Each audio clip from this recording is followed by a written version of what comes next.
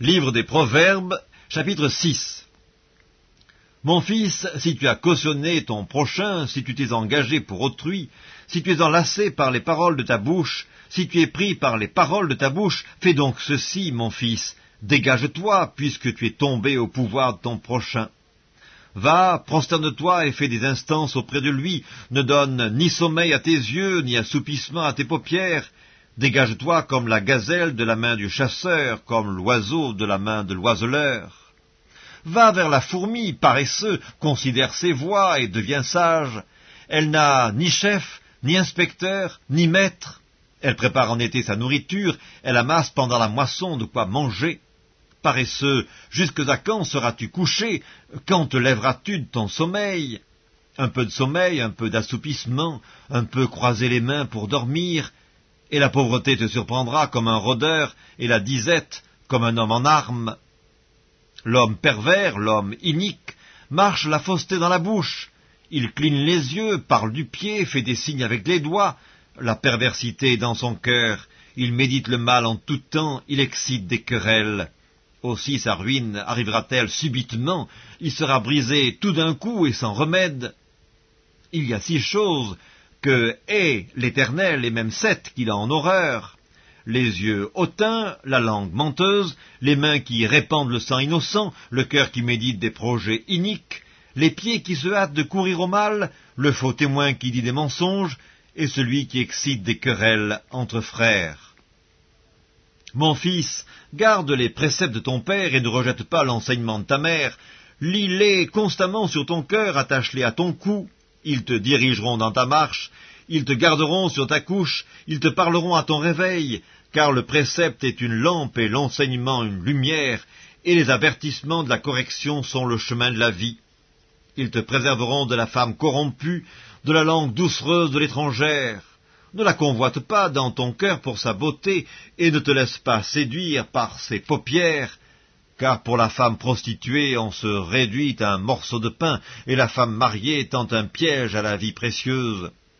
Quelqu'un mettra-t-il du feu dans son sein sans que ses vêtements s'enflamment? Quelqu'un marchera-t-il sur des charbons ardents sans que ses pieds soient brûlés? Il en est de même pour celui qui va vers la femme de son prochain. Quiconque la touche ne restera pas impuni.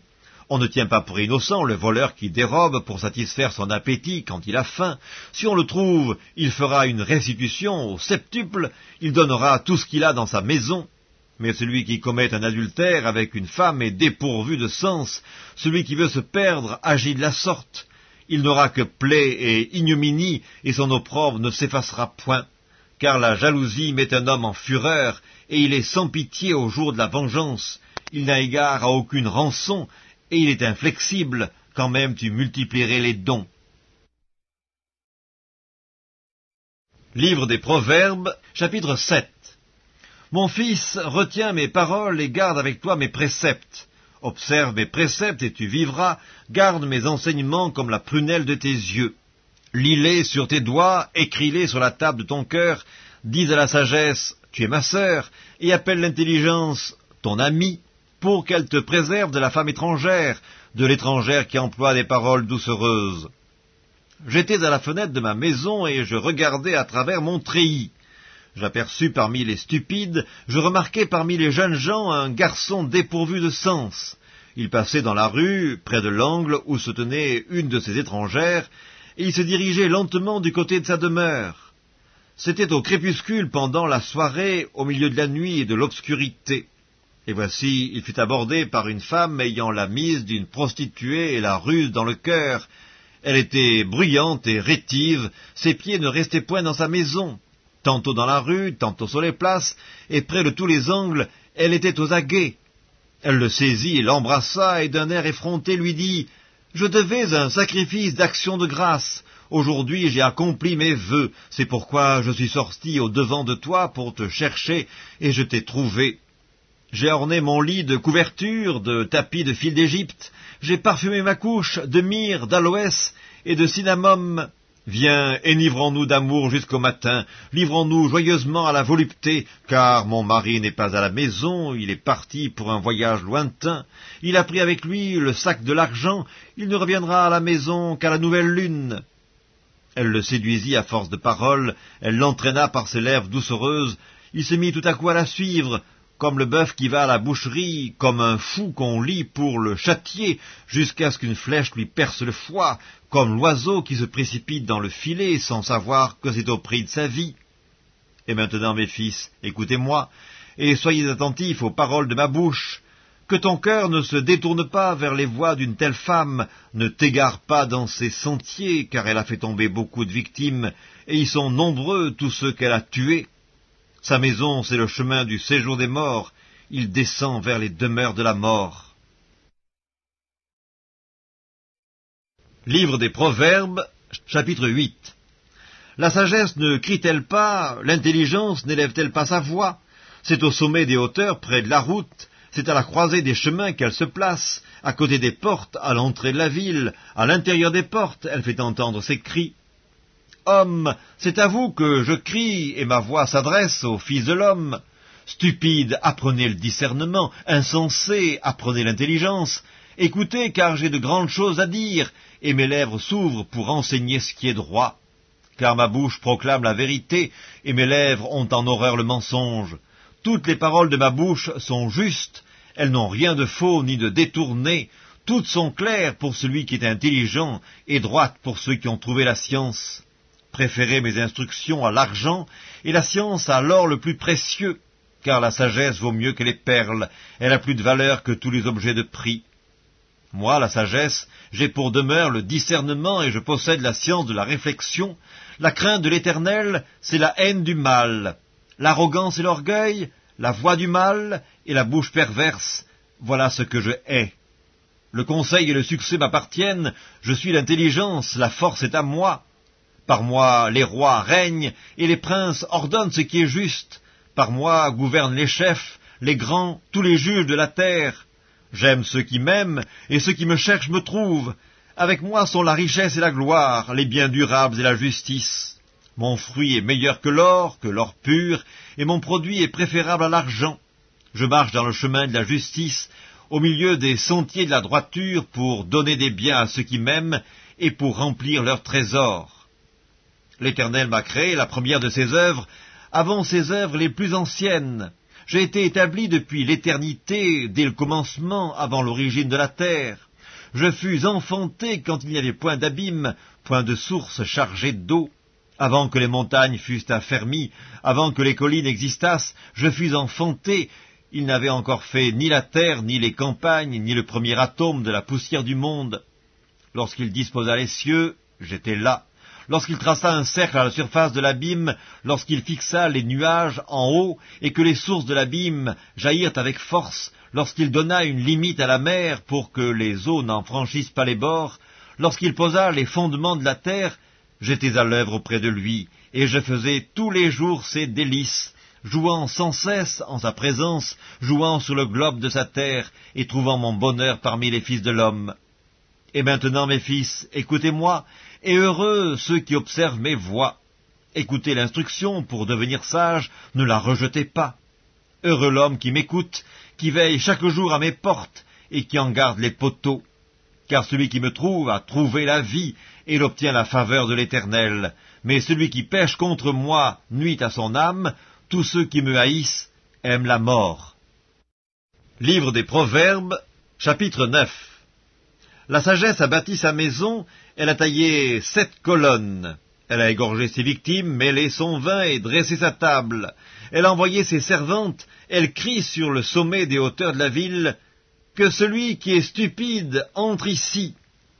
Elle dit à ceux qui sont dépourvus de sens, « Venez, mangez de mon pain et buvez du vin que j'ai mêlé. Quittez la stupidité, vous vivrez, et marchez dans la voie de l'intelligence. » Celui qui reprend le moqueur s'attire le dédain, et celui qui corrige le méchant reçoit un outrage.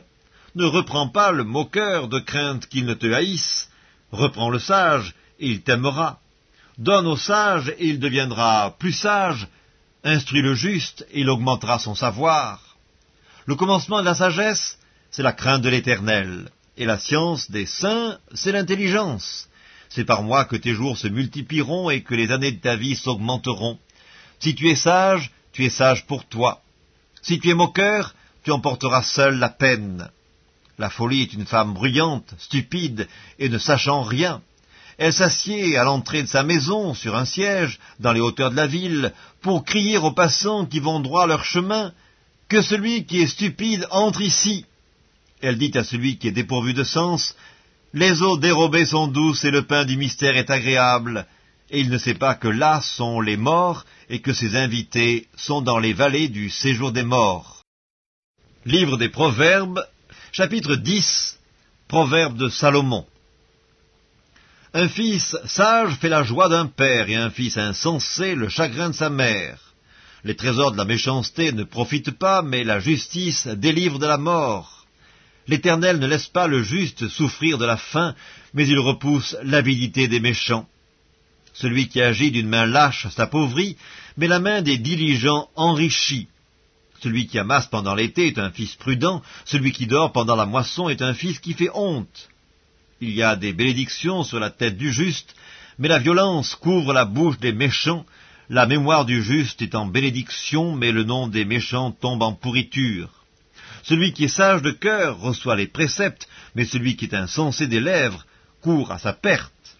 Celui qui marche dans l'intégrité marche avec assurance, mais celui qui prend des voies tortueuses sera découvert. Celui qui cligne les yeux est une cause de chagrin, et celui qui est insensé des lèvres court à sa perte. La bouche du juste est une source de vie, mais la violence couvre la bouche des méchants. La haine excite des querelles, mais l'amour couvre toutes les fautes. Sur les lèvres de l'homme intelligent se trouve la sagesse, mais la verge est pour le dos de celui qui est dépourvu de sens. Les sages tiennent la science en réserve, mais la bouche de l'insensé est une ruine prochaine. La fortune est pour le riche une ville forte. La ruine des misérables, c'est leur pauvreté. L'œuvre du juste est pour la vie, le gain du méchant est pour le péché. Celui qui se souvient de la correction prend le chemin de la vie, mais celui qui oublie la réprimande s'égare. Celui qui dissimule la haine a des lèvres menteuses, et celui qui répand la calomnie est un insensé. Celui qui parle beaucoup ne manque pas de péché, mais celui qui retient ses lèvres est un homme prudent.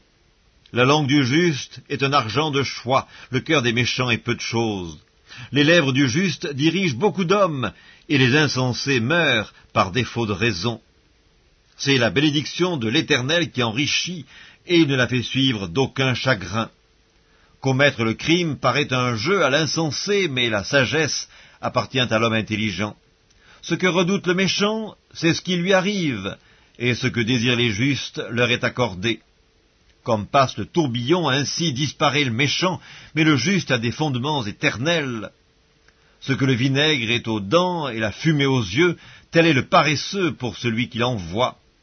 La crainte de l'Éternel augmente les jours, mais les années des méchants sont abrégées. L'attente des justes n'est que joie, mais l'espérance des méchants périra. La voie de l'Éternel est un rempart pour l'intégrité, mais elle est une ruine pour ceux qui font le mal. Le juste ne chancellera jamais, mais les méchants n'habiteront pas le pays. La bouche du juste produit la sagesse, mais la langue perverse sera retranchée. Les lèvres du juste connaissent la grâce, et la bouche des méchants la perversité.